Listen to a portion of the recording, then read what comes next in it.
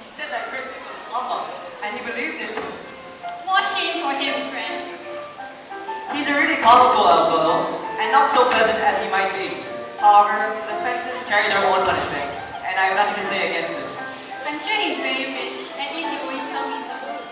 But his wealth is of no use to him. He doesn't do any good with it, and he doesn't make himself comfortable with it. And I'm sure he wouldn't consider benefiting us with it. Well, I have no pity for him. Oh, but I have. Who suffers by his ill whims? Himself, always. Here, he takes it into his head to dislike us, and not come dine with us. I mean to give him the same chance every year, whether he likes it or not. But I think that cracked the old boy yesterday, if I do say so myself. He has given us plenty merriment, and it would be ungrateful to not drink to his health. So, to Uncle Scrooge.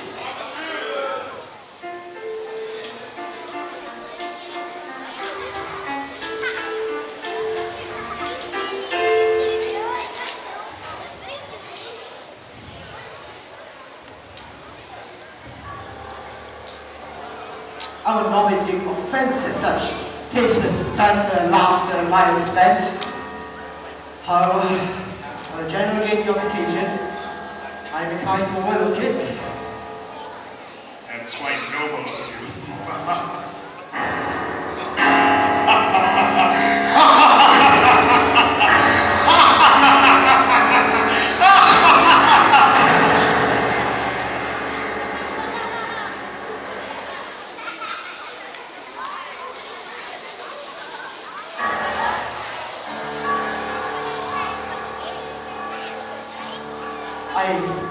I take it that I am in the presence of the spirit of Christmas yet to come. You are about to show me the things that have not happened, but will happen in our given time. Is that not so, Spirit? Spirit, I feel you more than any spectre I have ever seen.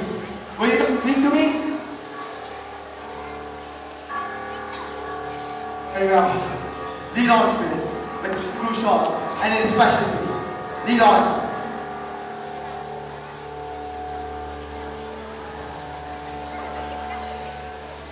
Scrooge sees a number of brokers, and they are discussing Scrooge's death. They are discussing to whom he could have left his wealth and who will attend his funeral. Have these men no sense of decency? Spirit, why are you showing me this? Why am I seeing this? The old man and women are discussing who will have the possessions of dead Scrooge's things. Each of them are carrying a bundle of things and are now discussing about the sales of these things which belong to Scrooge. They laugh at the measly pieces of Scrooge's possessions. These people who have worked for Scrooge have now stolen his meager possessions, even as his body lay cold in his bedroom. Spirit, this is a fearful place. Surely there's no reason for bringing me to this God-forsaken part of the city, except for the case of this man being my own. Spirit, I ask to see some emotion connecting with a man's death, and you show me only pleasure. I demand to see some tenderness connected with the death.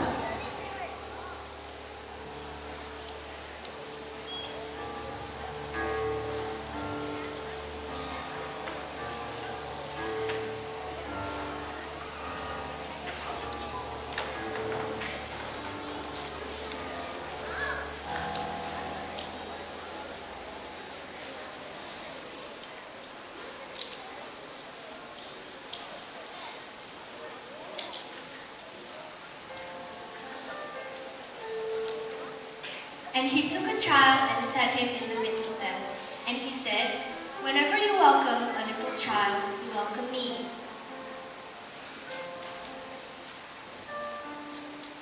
This color hurts my eye. There, better now. The candlelight makes it weak. I wouldn't want to show weak eyes in front of your father. Not for the world. He should be coming home now. It's past his time.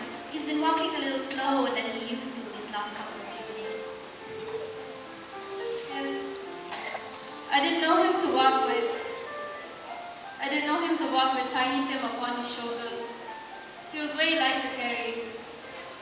And his father loved him.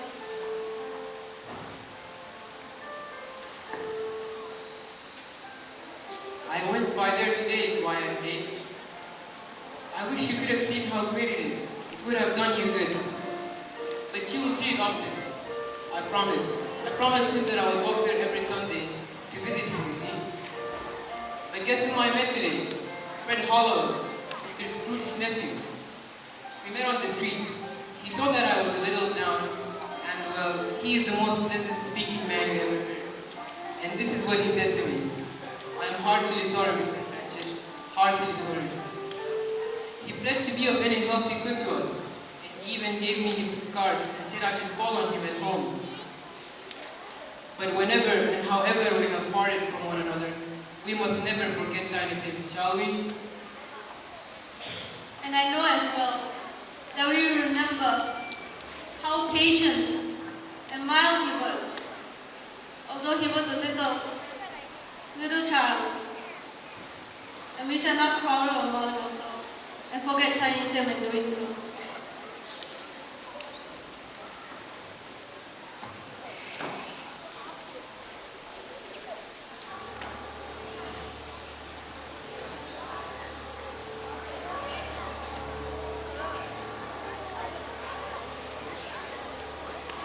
Spirit, somebody tell me the moment of parting is at hand. I know it, but I don't know how. The man who died, who was he?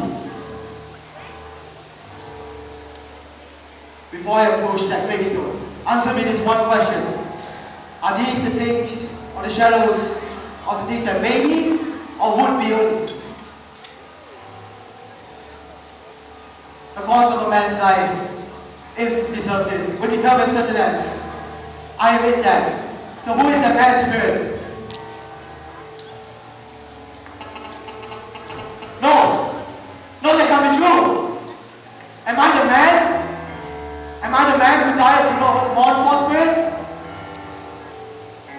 Spirit, hear me, I am not the man I was.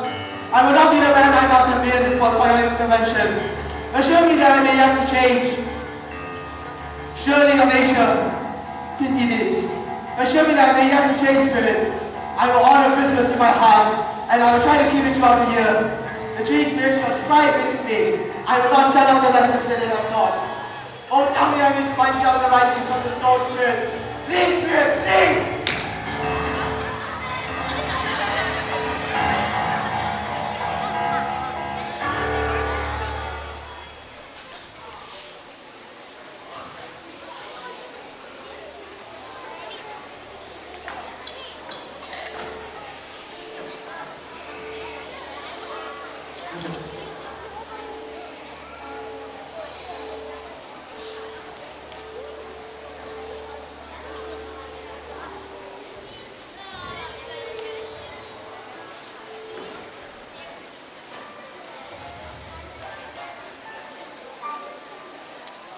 What?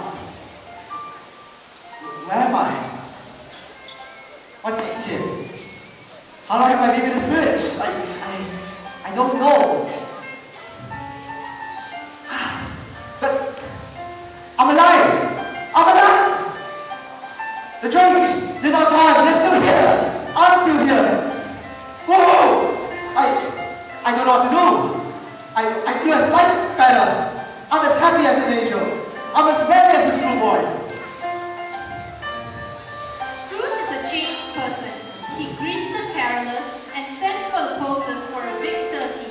He is surprised to know that it is Christmas Day and realizes that the spirits have worked a miracle on him overnight. He also donates generously to the workhouses where the poor stay.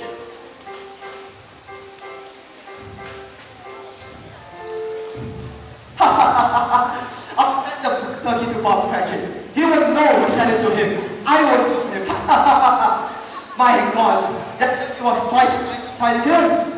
Oh, Tiny Tim. Tiny Tim will live. They did it all in one night. The spirits of Christmas past, present, and future will strive within me. Oh, heaven and earth at Christmas time, please bless me this. I say it on my knees, Lord, on my knees. A Merry Christmas to everybody. And a Happy New Year!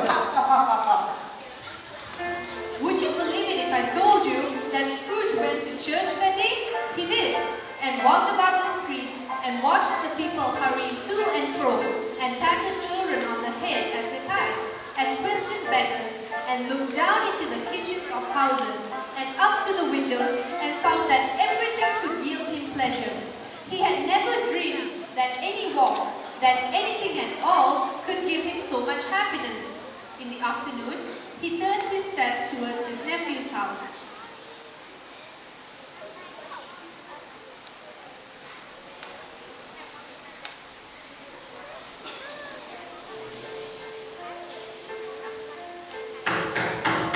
Now, who can that be?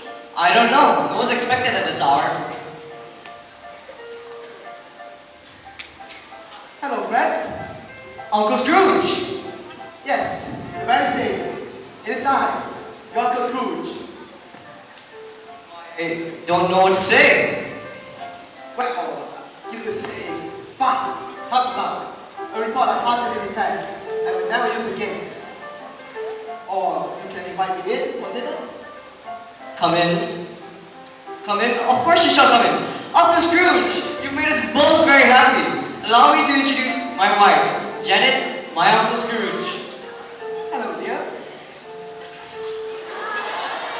Yes, I will lovely it's late to see my nephew, so Why, thank you.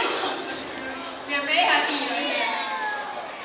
I am sorry for all the things that I said about Christmas and for the poor reception that you were so uneasy. I see the image of my sister on your face. I love her, you know, and she loves you. I know it, Uncle Scrooge. She loved you very much, and I'm sure she wished until her dying day that we'd both be close. And so we shall be, Fred. And so we shall be.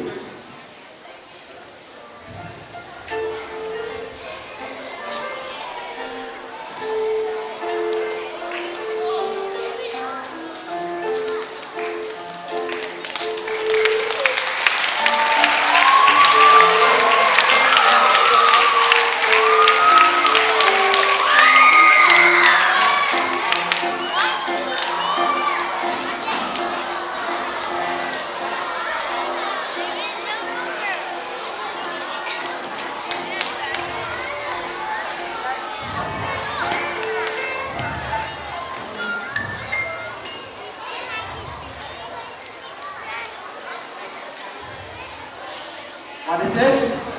Morning, sir. Mr. Cratchit, you are late, sir. I'm very sorry, sir. I'm behind my time. What do you mean by coming at this time of the day? I'm sorry, sir. I'm just behind my time.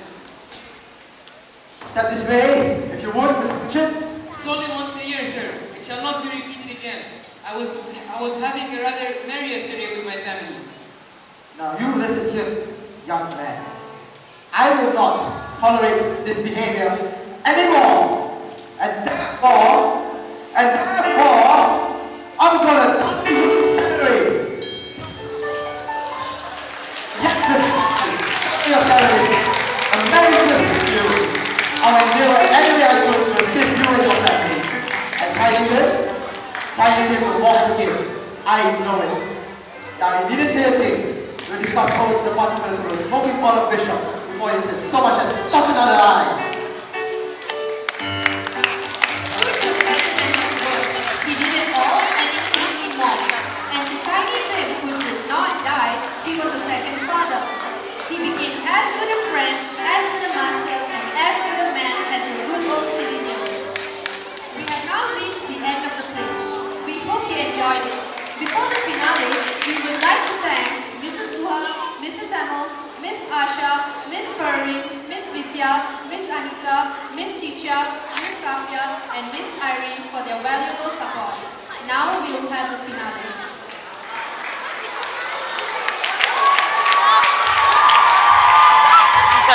Done.